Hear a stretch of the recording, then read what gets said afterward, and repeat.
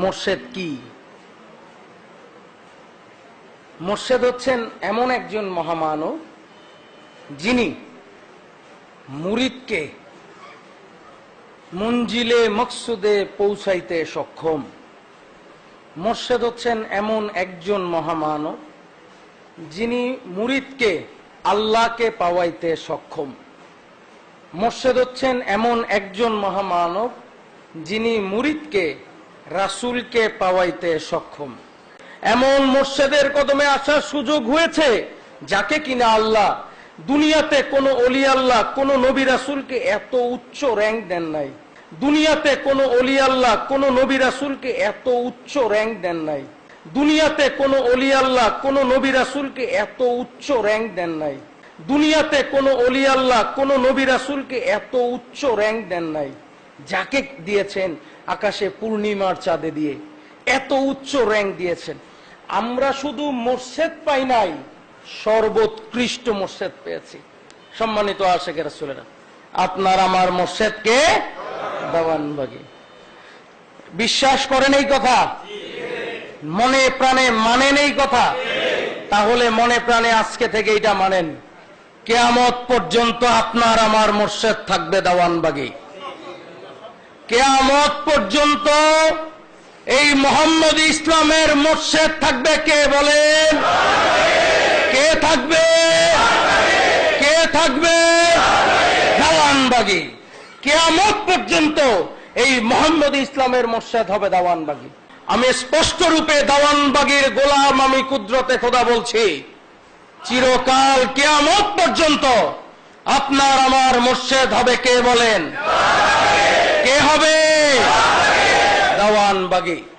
যদি আপনারা এইটা মানতে পারেন, যদি এই কথা অন্তরে বসাইতে পারেন, কিয়ামত পর্যন্ত মনে রাখেন ওই মোর্শেদ আপনার কবরে যাবে আর গিয়ে বলবে আমার গোলাম ছিল, একে হাজির করো। ওই মোর্শেদ আপনার কবরে যাবে আর গিয়ে বলবে আমার গোলাম ছিল, একে হাজির করো। ওই মোর্শেদ আপনার কবরে যাবে আর গিয়ে বলবে আমার গোলাম ছিল, একে হাজির করো।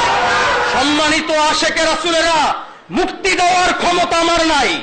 আমি শুধুমাত্র মোর্শেদের কাছে আপনার জন্য সুপারিশ করতে পারি মাত্র।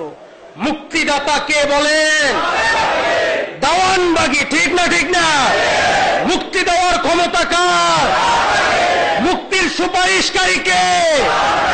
আল্লাহর কাছে সুপারিশকারী কে? আল্লাহর কাছে সুপারিশকারী কে? আল্লাহর কাছে সুপারিশকারী কে? মনে থাকবে, যদি এই কথা চিরকাল অন্তরে রাখতে পারেন, বেঈমান হবেন না। যদি বেঈমানের হাত থেকে বাঁচতে চান, আমি গোলাম কুদরতে খোদার এই কথা মনে রাখেন, যতদিন বাঁচব দেওয়ানবাগীকে মোর্শেদ রূপে মানব, যতদিন বাঁচব দেওয়ানবাগীর কদমের নিচে থাকব, মৃত্যুর আগ পর্যন্ত, জীবন নিজের জীবনের শেষ রক্তবিন্দু পর্যন্ত দেওয়ানবাগী মোর্শেদ থাকবে, দেওয়ানবাগীর কদমের নিচে থাকবো, দেওয়ানবাগীর কদমে আশ্রয় ভিক্ষা লাভ করবো। পারবেন? কারা কারা পারবেন? হাত উঠান। আজকে থেকে শপথ করেন, কিয়ামত পর্যন্ত আপনার আমার মোর্শেদ হবে দেওয়ানবাগী। বলেন, কিয়ামত পর্যন্ত আমাদের মোর্শেদ হবে দেওয়ানবাগী। দেওয়ানবাগীর কদমে কিয়ামত পর্যন্ত আশ্রয় চাই। দেওয়ানবাগীর কদমে জীবন মরণ সঁপে দিতে চাই। দেওয়ানবাগীকে মনিব রূপে গ্রহণ করলাম, দেওয়ানবাগীর গোলাম হইলাম। হাত নামান।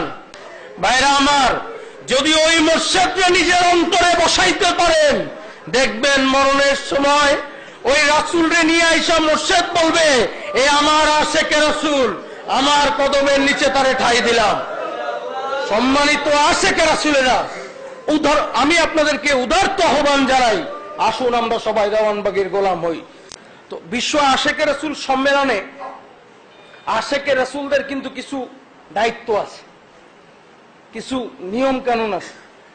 আমরা যারা সারা বছর মানত করি, সারা বছর আমরা যারা মানত করি, মানতের কমিটমেন্টটা কিন্তু করি হচ্ছে প্রতিশ্রুতি যে আমি এই বিপদ থেকে উদ্ধার হলে, এটা আমার একটা প্রতিশ্রুতি আল্লাহর কাছে যে গো দয়াল মাওলা, দয়াল খোদা, আমি যদি এই বিপদ থেকে উদ্ধার হই তাহলে এই মানত, যদি বিপদ থেকে উদ্ধার হই এই মানত দরবার শরীফে মোর্শেদের কাছে আদায় করব। ঠিক না? ঠিক না?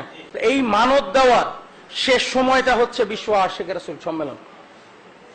মানত আদায় করার শেষ সময়টা হচ্ছে বিশ্ব আশিকে রাসূল সম্মেলন। এই জন্যে যাদের যাদের মানত বকে আছে, যাদের মানত এখনো দেওয়া হয় নাই, সবার কাছে আমার অনুরোধ হচ্ছে, আপনাদের যাদের উপকার পেয়েছেন কিন্তু মানত বকে আছে, তারা সবাই বিশ্ব আশিকে রাসূল সম্মেলনের পূর্বেই আপনাদের মানত আদায় করে যাবেন। যদি পূর্বে আসতে না পারেন, অবশ্যই সম্মেলনের দিন মানত আদায় করে যাবেন।